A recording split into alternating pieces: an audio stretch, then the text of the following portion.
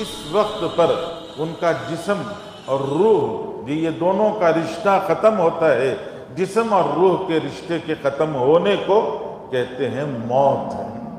کہ دنیا کے اندر جسم کا اور روح کا رشتہ ختم ہو جاتا ہے تو جسم اور روح کے رشتے کے ختم ہونے کو موت کہتے ہیں۔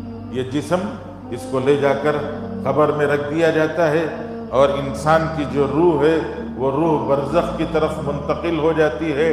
جسم قبر میں چلا گیا، روح برزخ میں منتقل ہو گئی۔ اللہ جل شانہ قبر میں، جو اس قبر میں رکھا گیا، اس قبر میں دو فرشتے منکر نکیر پہنچتے ہیں، اور وہ منکر نکیر قبر میں پھر دوبارہ انسان کے بدن میں روح داخل کرتے ہیں۔ وہ روح دوبارہ زندگی آتی ہے، اس جسم میں دوبارہ روح داخل کی جاتی ہے، اس کو زندہ کیا جاتا ہے۔ قرآن کہتا ہے افلا یعلم اذا بعثر ما فی القبور وحصل ما فی الصدور، کہ اللہ جل شانہ اس کو روح داخل کر کے دوبارہ زندہ کرتے ہیں۔ دونوں فرشتے اس کو بٹھاتے ہیں، بٹھانے کے بعد اب اس سے سوال جواب ہوتا ہے۔ اس سے سوال کیا جاتا ہے من ربک، کون تھا تمہارا پالنہار؟ ما دینک، زندگی کے گزارنے کا طریقہ کیا تھا؟ کس کے طریقے پر زندگی گزارتے تھے؟ دستور کیا تھا؟ قانون کیا تھا؟ من مانی زندگی تھی، من موجی زندگی تھی، جی چاہی زندگی تھی، جو چاہتے وہ پہن لیتے تھے، جو چاہتے وہ کھا لیتے تھے، جو چاہتے وہ کر لیتے تھے، یا رب چاہی زندگی تھی؟ زندگی کا کچھ دستور تھا یا آزاد زندگی تھی؟ ما دینوں کا یہ سوال ہوگا، اور پھر حضرت رسول اللہ صلی اللہ علیہ وسلم کے منور مبارک چہرے کو دکھایا جائے گا۔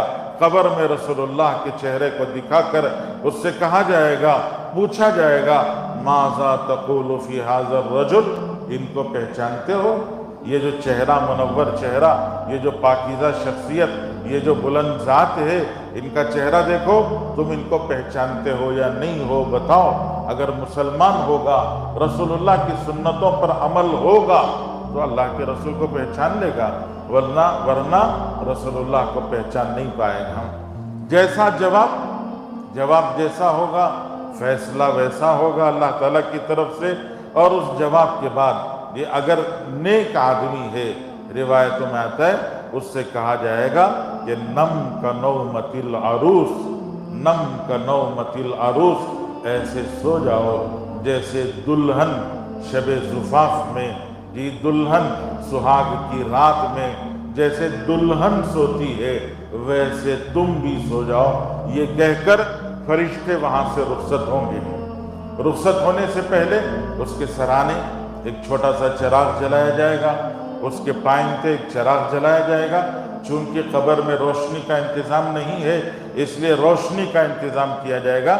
سرہانے ایک چراغ، پائنتے ایک چراغ جلایا جائے گا، اور پھر اس کے جو نیک اعمال ہیں، اس کی جو حسن گفتگو ہے، لوگوں سے بات چیت کرنے کی جو مٹھاس ہے، روایتوں میں آتا ہے اس کا حسن عمل اور طیب کلام، حسن عمل اور طیب کلام، اچھی گفتگو اور اچھے عمل کو ایک شکل دی جائے گی، ایک صورت دی جائے گی، ایک نورانی چہرہ، خوبصورت چہرہ، چمکتا ہوا چہرہ، وہ اس کے سرانے آ کر بیٹھے گا اور اس سے بات چیت کرے گا۔ چونکہ قبر میں اسے لمبا وقت گزارنا ہے تو اس کے پاس وہ اس کی تسلی کے لیے، اطمینان کے لیے، اس کی تنہائی کو دور کرنے کے لیے وہ اس کے سرانے بیٹھا ہوگا۔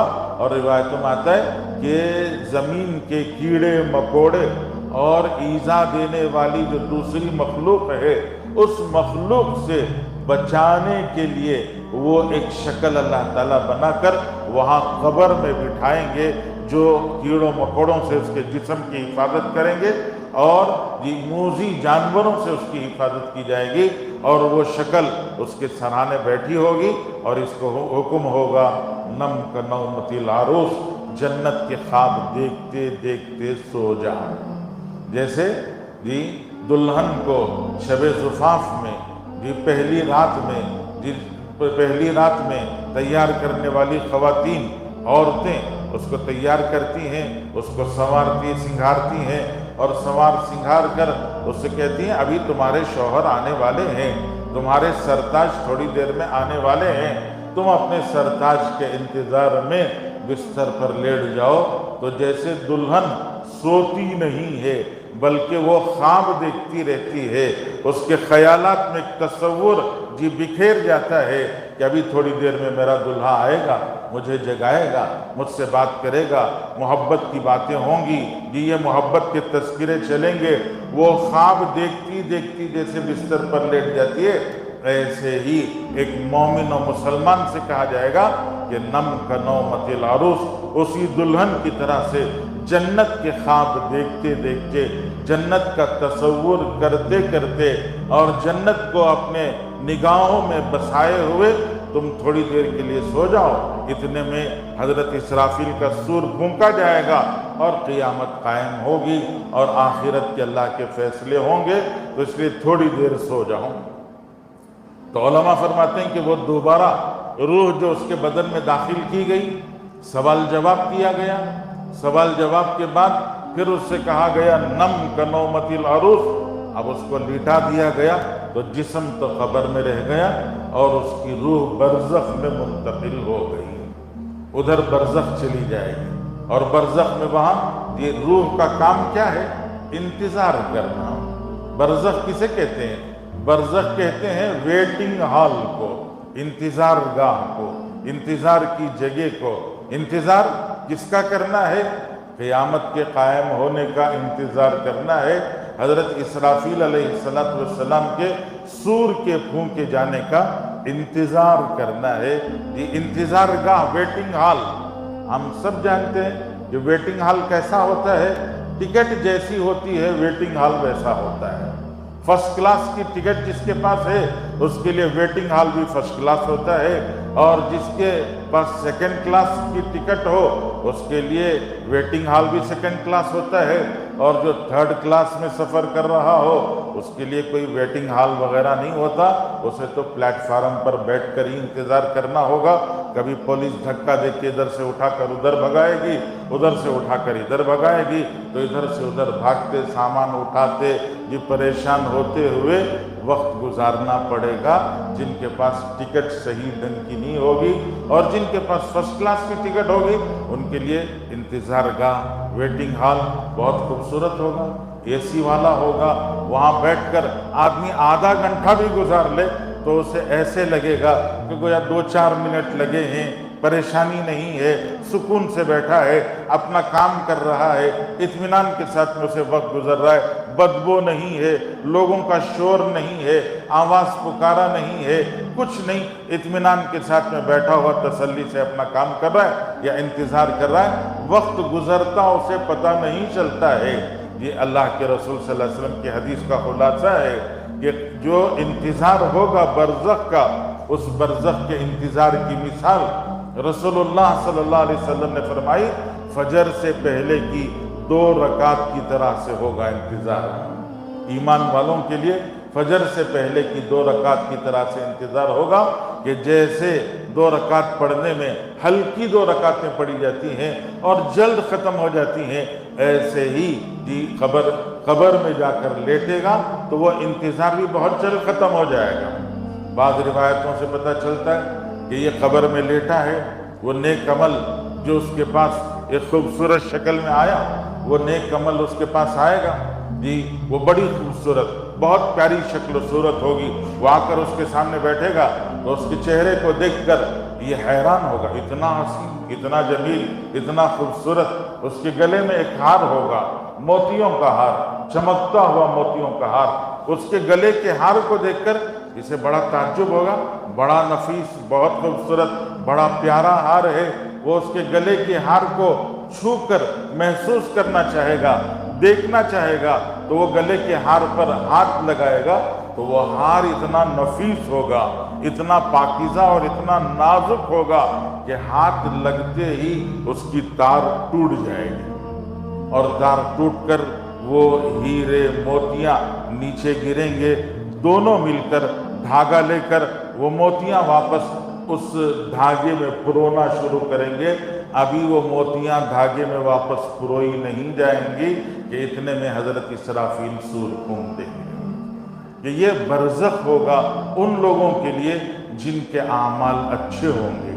برزخ انتظار کی جگہ کو کہا جاتا ہے۔ پھر اس کے بعد حشر کا میدان ہے، حساب کا دن ہے، اللہ کی طرف سے فیصلے ہیں۔ تو اللہ جل شانہ نے آخرت کو سمجھایا ہے کہ مرنے کے بعد کی بھی ایک زندگی ہے اور وہی زندگی اصل ہے۔ اللہ تعالیٰ نے قرآن پاک میں بہت سادے الفاظ میں سمجھایا، من کان یرید العاجلۃ، تمہیں فیصلہ کرنا ہوگا کہ یہاں یہ نقد فوراً ملنے والی لذت چاہتے ہو، مزہ چاہتے ہو، راحت چاہتے ہو، اپنے جی کا تھوڑا سا سکون چاہتے ہو، یا مرنے کے بعد کی لذت چاہتے ہو، دو میں سے ایک کا فیصلہ تمہیں کرنا ہوگا۔ من کان یرید العاجلۃ، جو یہاں کی لذت چاہتا ہے، عجلنا لہ فیہا ما نشاء، اللہ تعالیٰ فرماتے ہیں کہ ہم کچھ دے دیں گے۔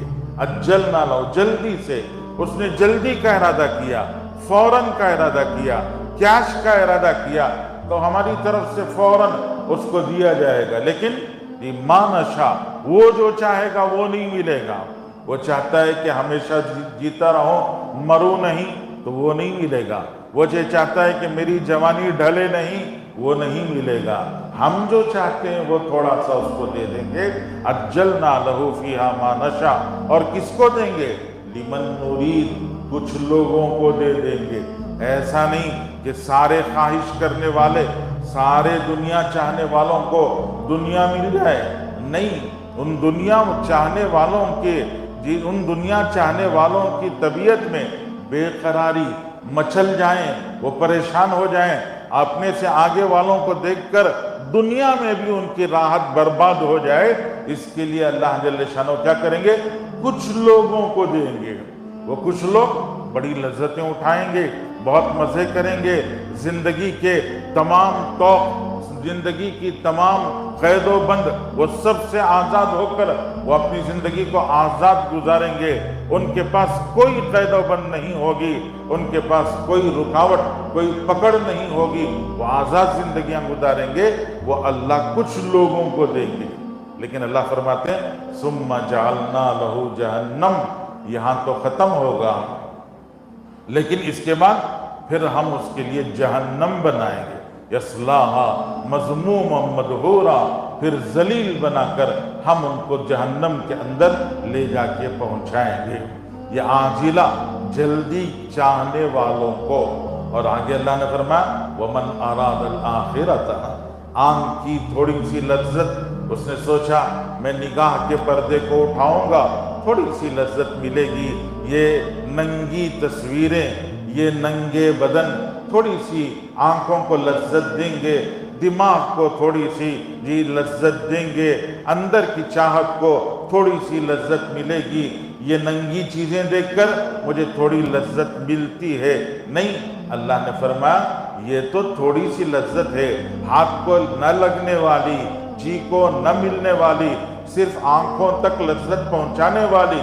میں اگر اپنی نگاہوں کا پردہ اتار دوں، نگاہوں کا پردہ ڈال دوں اور اپنی نگاہ کو نیچی کر لوں، تو پھر اللہ کا مجھے وعدہ ہے، اللہ جل شانہ نے وعدہ کیا ہے وحور مقصورات فی القیام کأنہن اللؤلؤ والمرجان، کہ اللہ جل شانہ نے وعدہ کیا ہے کہ مجھے اللہ حور دے گا، اور وہ حور کیسی ہوگی کہ وہ خیموں میں ٹہری ہوئی، جو لولو اور مرجان کی طرح سے ہوگی، لم یطمثہن انس قبلہم ولا جان، یہ ایسی حور اللہ تعالیٰ عطا فرمائیں گے جس حور پر کسی کی نظر تو دور کی بات، کسی کا سایہ بھی نہیں پڑا ہوگا، نہ جن کا سایہ پڑا ہوگا، نہ انس کا سایہ پڑا ہوگا، وہ دے گا۔ یہ سوچ کر اگر اپنی نظر نیچی کر لے، اس نے عاجلہ نہیں آخرہ کا ارادہ کیا۔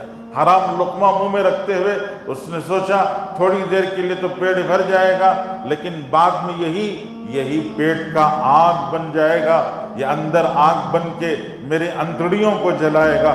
نہیں، مجھے حرام لقمہ منہ میں نہیں رکھنا ہے، مجھے حلال لقمے کو تلاش کرنا، اور اس حلال لقمے کے ملنے میں دیر ہو جائے اور میرے پیٹ میں بھوک کی آگ لگ جائے تو میں وہ بھوک کی آگ برداشت کر لوں گا، لیکن حرام لقمہ کھا کر اس حرام لقمے سے جہنم کی آگ میں نہیں چاہتا۔ اگر آخرہ کا ارادہ کر لیا، عاجلہ نہیں آخرہ، یہ اللہ جل شانہ فرماتے ہیں وَمَنْ أَرَادَ الْآخِرَةَ، جس نے آخرت کا فیصلہ کیا، وَسَعَى لَهَا سَعْيَهَا، اور اس کے لیے کوشش کی، وَهُوَ مُؤْمِنٌ، کوشش کرنے کے ساتھ یہ شرط ہے ایمان سینے میں بسایا ہو، ایمان کے ساتھ میں کوشش ہو۔ ایمان نہیں ہے اور ایمان کے بغیر جا کے اپنے آپ کو راہب بنا لے یا اپنے آپ کو سادھو سنت بنا لے، دنیا کو قربان کر دے، لیکن دل میں ایمان نہیں تو آخرت میں کچھ نہیں ملے گا، نہ دنیا میں ملے گا نہ آخرت میں ملے گا، نہ دنیا میں پایا نہ آخرت میں پایا۔ اللہ فرماتے ہیں آخرت چاہے لیکن ایمان کے ساتھ میں۔ پھر اللہ کا وعدہ ہے وَأُولَئِكَ كَانَ سَعْيُهُمْ مَشْكُورًا، اس سے بڑا کوئی اور جملہ اللہ کی طرف سے نہیں ہو سکتا۔ تمہاری کوشش ہمارے پاس قابل قدر ہے۔ اللہ نے فرمایا تمہاری کوشش کی ہمارے پاس قیمت ہے، قیمت لگانے والا وہ اللہ ہے۔ وہ اللہ کیا قیمت لگائے گا، کیا بدلہ دے گا، کیا دیا جائے گا، اس کو انسان سوچ نہیں سکتا ہے، لیکن اللہ بتاتے ہیں کہ دنیا کی اس چھوٹی سی زندگی میں دو چیزیں ہمیشہ نظر کے سامنے ہوتی ہیں، ایک عاجلہ، ایک آخرہ۔ عاجلہ پر قدم رکھ کر آخرت کو چاہنا چاہیے۔ اللہ مجھے آپ کو پوری امت کو